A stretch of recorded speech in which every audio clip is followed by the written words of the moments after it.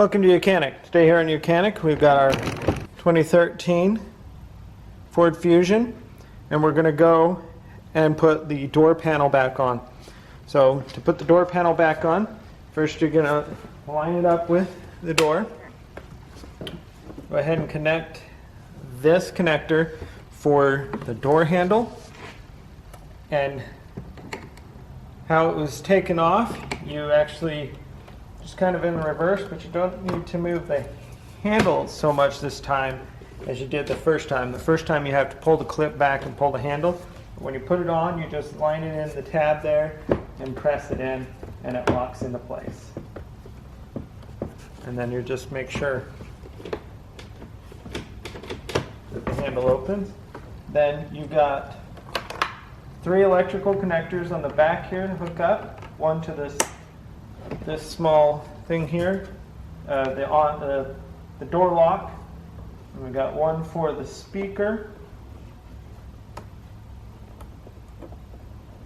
Well, a small speaker here. And then we've got one other electrical connector in here. Just connect those 3 electrical connectors.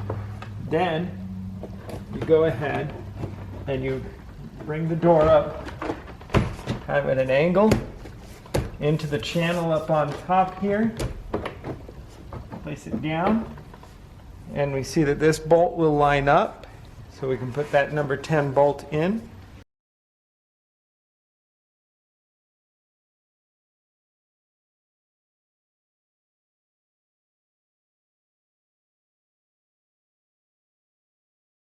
Okay, now just work your way around, pushing the door till all the clips close up.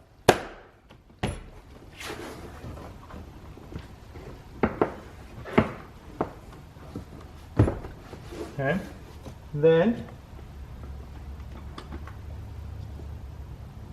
we have our 2 really small bolts that go here, and then we have 2 number 7 bolts that go down here on the bottom.